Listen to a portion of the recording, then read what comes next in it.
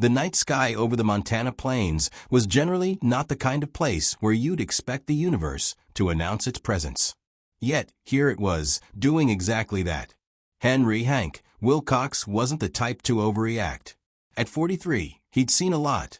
Droughts, blizzards, a bull that tried to break the land speed record after spotting a plastic bag, and even a tornado that once lifted an entire tractor into the sky. But this was something else. Above him, hanging in the sky with effortless authority, was a ship. Not just any ship, but one so incomprehensibly large it blotted out an entire swath of the Milky Way. It was a swirling void of dark metal, with faint, glowing lines tracing circuits in complex patterns. Hank's brain refused to process it. It didn't make a sound, not at first. The horses knew before he did. They'd been restless all evening, pacing the fence line, tails flicking, ears pinned back as if they could hear something miles away that Hank's human ears weren't built to catch. He chalked it up to coyotes, but when a single, searing column of sapphire blue light shot from the belly of the ship, stabbing down to earth, well, that was when things got biblical. The FO appeared with the light, as if it had been there all along. It was a foal, maybe 6 months old, but wrong, not in the sense of being sickly or malformed, just not right. Its coat shimmered like it was woven from moonlight, its mane flickering with bioluminescence. And its eyes, Christ, those eyes were deep, shifting pools of constant motion. Hank didn't move, didn't breathe. The FO blinked, waiting for something, then wobbled a step toward him. Hank's hands moved before his brain could catch up, catching the creature's weight as it leaned into him. It was warm, solid, undeniably real. But as soon as his fingers brushed its glowing coat, something rippled through him. An echo of something vast and unknowable, like standing on the edge of an abyss, so deep you couldn't see the bottom. Then, the silence shattered, a thunderous whine, somewhere between a horse's scream and the harmonic vibration of 1,000 tuning forks, cut through the night. Hank's heart slammed against his ribs, and he turned around.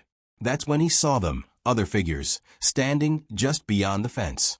They were identical to the FO, tall, sleek, their bodies shifting with faint motes of starlight.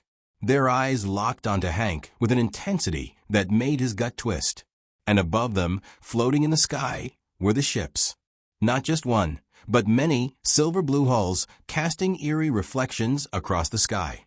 Hank did what any reasonable man would do when confronted with undeniable proof that he was now involved in some kind of interstellar horse custody battle.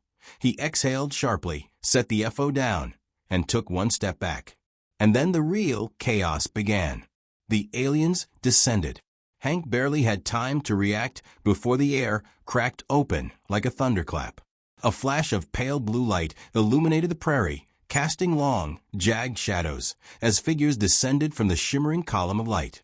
They weren't human. He had seen enough bad sci-fi movies to expect something lizard-like or with too many tentacles. But these figures, tall and lean, were wrapped in something that resembled liquid metal, though it moved like fabric. Their eyes were unervingly large, as though someone had taken the deep, unknowable void of space and crammed it behind dark lenses. They had no mouths, which made it extra concerning when one of them spoke. "Step away from the FO," it commanded, not with a voice, but directly into Hank's mind. The words slid in like an ice pick through his frontal lobe. Hank wasn't the type to get into unnecessary arguments, but this was too much. "Now hold on just a damn minute," he said, raising his hands in the universal, "I'm just a guy trying to mind his own business" gesture. "You can't just beam down onto my land and start making demands. Who the hell even are you?" One of the figures stepped forward with eerie smoothness, its movement too perfect, like gravity didn't quite apply. "This is not your land." "Well, I sure as hell pay taxes on it," Hank shot back, gesturing toward the FO, now pressed against his side. "And I don't know how you folks do things up there," he jerked a thumb toward the massive ship overhead, "but down here, when something shows up on your property, you get a say in what happens to it." Silence stretched, then a ripple. Not in the air, not in the ground, but in Hank's gut. It was a sensation, like reality itself inhaling sharply. Suddenly, he knew deep in his bones that he'd just crossed a line. One of the taller figures turned its head slightly, and the night went from eerie to downright terrifying. The other horses, beyond the fence, started moving. Not walking. Not trotting. Gliding. Hank's breath hitched. Something peeled away from their bodies. He took a moment to process what he was seeing. The shimmer along their coats wasn't just bioluminescence. It was something else, a membrane, a second skin, which now peeled back, revealing what lay beneath. And what lay beneath was not a horse. The creatures were taller than they should have been. Their proportions were all wrong, necks too long, spines too fluid, legs too many. The illusion shattered completely, and Hank was staring at something that looked straight out of a deep space nightmare. The FO made a sound, half a whimper, half a call, and Hank realized it had been shaking this whole time. It wasn't cold. It had been scared. Because it wasn't just FO. It wasn't just a cosmic orphan. It had escaped. The figures in liquid metal suits stepped closer, and the air hummed with something unseen, something that made the hair on Hank's arms stand on end. "You have something that belongs to us." Hank looked down at the FO. The FO looked up at him, and in its constellation-filled eyes, Hank saw something. If he had to name it, it would probably be something like, "You don't want to do this, buddy." Great. Just great. Hank barely had time to react before a blast of energy cracked the air, splitting the ground where he had been standing moments before. They weren't asking anymore. Hank rolled, came up fast, and did the only logical thing he could do when confronted with an overwhelming alien force demanding custody of something small and helpless. He grabbed the FO and ran like hell. The fence wasn't much of a barrier. Hank vaulted it 1,000 times before, but never with an alien baby horse tucked under his arm. Behind him, the air hissed with a sharp, violent noise that suggested these beings weren't the negotiate first types. Another blast missed by inches. The FO, glowing bright and otherworldly, pressed tightly against him, its breathing rapid, its hooves not even touching the ground. The truck was only about 50 yards away, 50 yards of open ground. But Hank wasn't slowing down. He yanked the door open, tossed the FO inside, and flung himself behind the wheel. The engine sputtered, coughed, and finally turned over. The ground exploded again. A blast of energy sent the truck skidding sideways.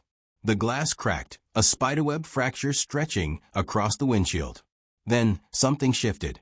The foe's glow intensified, pulsing in rhythm with the truck's sudden acceleration. The FO wasn't just a stray. It was important. Important enough to kill for. Important enough to chase. Whatever those things were, they weren't going to stop. Hank tightened his grip on the wheel as the stars above twisted, ships shifting shadows in ways they shouldn't. This wasn't over. Not by a long shot. As the canyon walls closed in around them, Hank realized they weren't running away. They were being herded. The canyon opened ahead into a vast dry lake bed, a perfect kill zone. Hank had to act fast. He glanced at the FO. "All right, kid, you got us this far, but I got a question. All this memory-keeping, war-stopping business, what exactly can you do?" The FO didn't respond with words. Instead, it sent a surge of understanding into Hank's mind. "I don't fight," it said. Then, after a pause, "but I can show you what they fear." Without thinking, Hank turned hard right. The truck fishtailed, its back tires kicking up dust as it shot toward the nearest canyon wall. The ships above shifted, adjusting their course, watching. "Show me," Hank muttered, and the foe's glow pulsed once. Hank saw it then. Something vast and writhing, not with flesh, but with absence, a presence so incomprehensibly alien it felt like his mind was trying to tear itself apart. It had no shape, no name. It was hunger. It was entropy. It was the thing that came when civilizations forgot to be afraid. And it wasn't here. Not yet. But it could be. That was Hank's opening. He reached for the rifle behind the seat, not because it would help, but because he needed to feel control over something.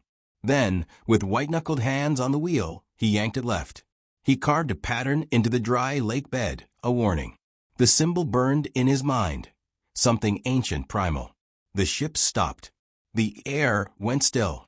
For the first time since this whole mess began, Hank felt something new. Fear. Not his. Theirs. And then, in a blink, the ships were gone. The silence that followed was unnatural, deafening. Hank let his head fall back against the seat, breathing hard. "Well, I'll be damned," he muttered. The FO blinked at him. Hank sighed. "Yeah, me too." For a long moment, neither of them moved. Then, slowly, Hank put the truck in gear and headed home, back to earthly problems. The FO, now dimmed to a faint pulse, still sat beside him, watching with those endless, galaxy deep eyes. And though Hank didn't know what to make of any of it, he couldn't shake one final thought. If those ships were afraid of what was coming, maybe they weren't the worst thing out there. But that, Hank decided, was a problem for someone else. He pulled into the driveway, the engine sputtering like it was as exhausted as he was. The night was still eerily calm. Hank sat there for a moment, wondering if the last few hours had really happened, or if it was just a vivid hallucination induced by bad whiskey and a lack of sleep. Then the FO nudged him gently, and Hank realized he wasn't imagining it. The FO had stayed,